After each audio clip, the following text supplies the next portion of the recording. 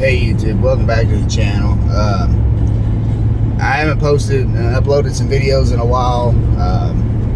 I know I said this the last time, but life really hit a string there for the past few months, and I was busy helping my mom. She had stage 4 lung cancer and passed away the 4th of April.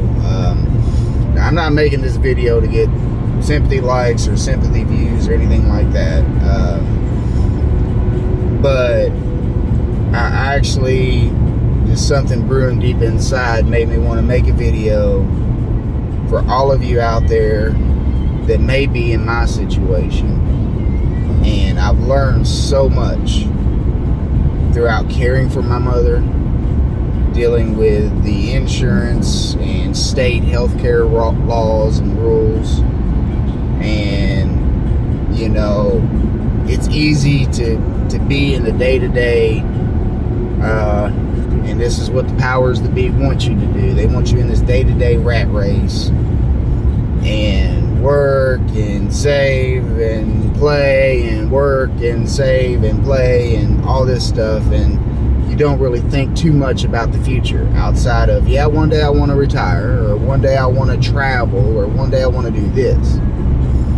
But you don't think about end of life.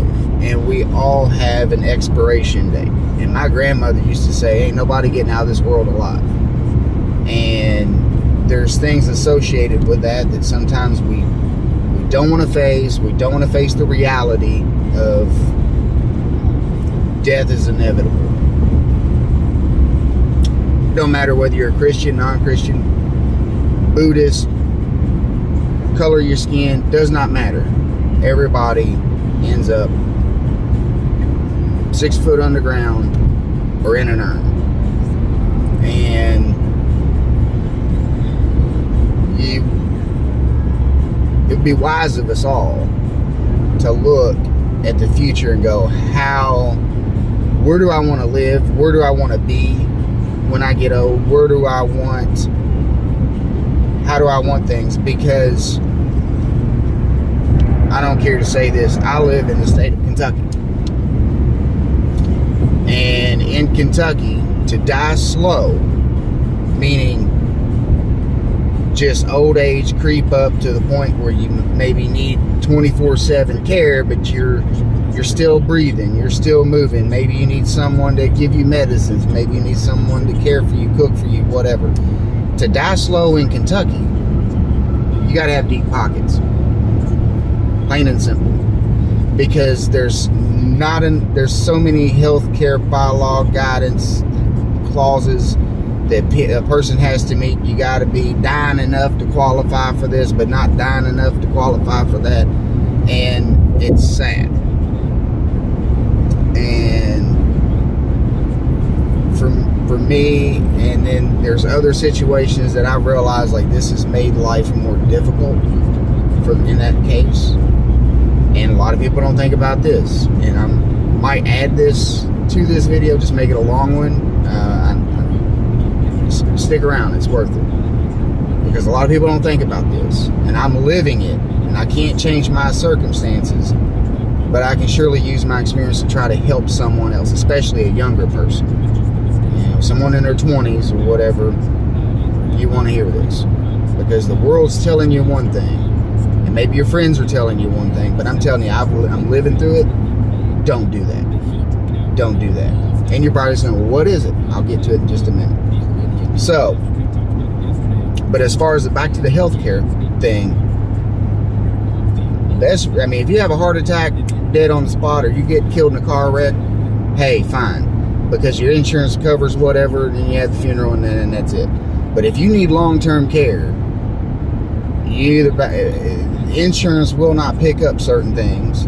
So, like my mom's situation, she had a terminal illness which qualified her for hospice, but she qualified for in-home hospice. She didn't qualify for inpatient hospice, and so therefore the insurance picked up the hospice portion of things, but we had to get her and pay out of pocket for her 24/7 care. So what made this an even bigger pickle is I was my mom's only child living. She had a child before me that died at birth about 3 years before I was born. But I'm the only child she had living. So everything was put on me. I didn't have any siblings to help out, share the load with. But she lived an hour and a half away from where I live and where I'm raising my small kids. I've got a 9-year-old and a just turned 4-year-old yesterday. And having a dying parent who's withering away in your home is not ideal when you have 2 small kids. If I have to look out for them, and that was hard. That was hard. I felt like I was being torn between 2 entities that I love dearly, and trying to decide to do the best thing for everyone. And so this is bringing me to the point for you younger folks, in your 20s. The world is now telling you, wait till you're older, wait till you have a career, wait till you are established, whatever that is, in life, to have kids. And some of you probably decided you don't want to have kids. That's fine. Your mind can change, but I'm telling you, I'm going to tell you this from experience, now that I've lived through it. If you can, have your children while you're young. And I have a list of reasons why for it. For one, you're young, you're used to being broke. Plain and simple. You're already used to being broke. So what's an extra few bucks a week for some diapers and everything? You know, when you cook, you're cooking some green beans, you're cooking some whatever, grind some of them up. There's your baby food. Save you some money on the stuff in the jar. You know, just take your vegetables, throw them in a blender. There you go. Cook some for you. You eat the regular stuff. Throw a handful in the blender, grind it up. There's your baby food. So anyway, there's ways to cut the cost and stretch it out. Okay. I grew up raised. I wasn't born with a silver spoon in my mouth, put it that way. So I had to learn how to save and pinch and make do, all that stuff.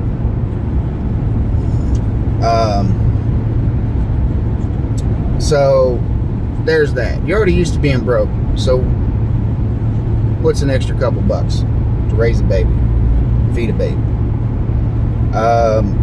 And then by the time you get into the career, see, all this waiting for your career and established.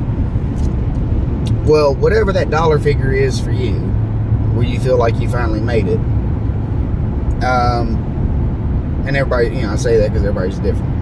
Some people it's 40,000 a year, some people 60,000 a year, some people it's unrealistic. Some people it's until they make it $1 million rich on YouTube, whatever. Whatever your magic number is for making it. I'm telling you, once you reach that and then you have a kid, no matter where you're at, your career is already a child. Having a kid is going to derail your career. Not derail it, but it's going to hinder it. Let's just say you're in an office type career, you make it up to whatever, manager, and now you're making 75 a year, and you just say, okay, I now can afford to have a kid. So you have a baby. Well, what people don't think about is, sorry, the camera's jiggling because I'm hitting bumps, but when you have a child, you now have another human being that you're responsible for. So whenever they get up into, say, daycare, school, kids get sick, well, you're going to have to be calling into work because school's closed. Bad weather, canceled school. You're going to be calling in because your kid's sick. You got to take them to the doctor. Take a day off work. You're going to be calling in because schools have a administrative day or week and there's no school or daycare. So unless you have a big family support system, which I didn't, either a lot of family not living anymore or just not a family that live around where we live to help us, you're taking off and you're the one doing it. So guess what happens? When that next promotion comes along, you're having to take off work, you're having to miss, it's just corporate nature of the beast. You're going to be looked at as unfavorable because you're not as reliable. You're not as good of a cog in the machine as you used to be now that you've had a child. So regardless, once you have a child, it's going to be harder. So the benefit of having the child young, you're already in a lower level, entry level position. You can raise them to the point of independency to where they're like, middle school. By the time they get in middle school, they're more independent. Hey, let yourself off the bus. Go in, have a hot pocket. Don't burn the house down. Then you can be in the prime of your career and not only have the child, but also enjoy the higher earnings, see, without fear. And plus, by the time they're that age, there's a school closure, whatever, you're not having to call off work because you can say, all right, stay home, watch TV, make yourself something to eat. I'll be home when I get off work. But whenever they're small and in elementary school, you kind of have to, you got to pick them up. Somebody's got to be there. You can't leave them alone, right? So that's why I say have them young, get that rough stage over with while you're young. And then here's the main thing that I learned. My mother was 76 years old when she passed. And she had me a little later in life. My mom had me when she was 32. So, if you're doing the math, I'm 42. And I've got a 9-year-old and a 4-year-old. All my friends have high school age kids. I had my kids late. And I'm suffering because, I suffered because I didn't have the time to devote that I would have liked to, and my mother would have liked to. I didn't have all the time that I could have devoted to her and cared for her more and been by her side more. But I had small kids that I had to get off, pick up from daycare, and take to school. So I had to juggle that around everything, and it made it hard. And I remember when my grandparents got to the age that they needed care, my mom was freshly retired. She was retired. And that's another thing. See, I'm still in the middle of my career. I got another 15 years before I can retire from the job I work at. I'm not a full-time YouTuber. But,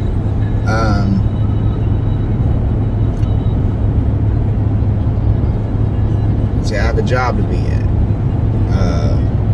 Then I have family and all of that going on amidst this. It's not like my mother was young and suddenly passed. My mom was older because she had me late, and I didn't have the available time because of small kids and everything. And I'm not saying I resent anything, but that's something to ponder, and that's why I'm making this video, because it's important to really think about those things and think about the full picture and not just everybody wants to give their kids a good life and be able to provide for their kids, but there's trade-offs. For I'm almost certain that with every positive thing in life, there's a negative that one must face or deal with to have that positive. For every win, there's a loss. Maybe sometimes we don't see the losses because they're that minute, but they're there. You know, you can't be in 5 places at once. Sorry about the sun, but you can't be in 5 places at once. You can only be in one place at one time. So therefore, if you're at work to make the money, you can't be home. You know, so there's a win, there's a loss. You earn money, but you lose your time on the couch. Oops, that was a big bump. All right. So I know this video has been kind of long. Hopefully you got a lot of good content out of this, a lot of good stuff to think about. But I'll be posting more frequently now. I'm nearing, there's light at the end of the tunnel. The storm clouds are starting to go away. There's things going on in my personal life.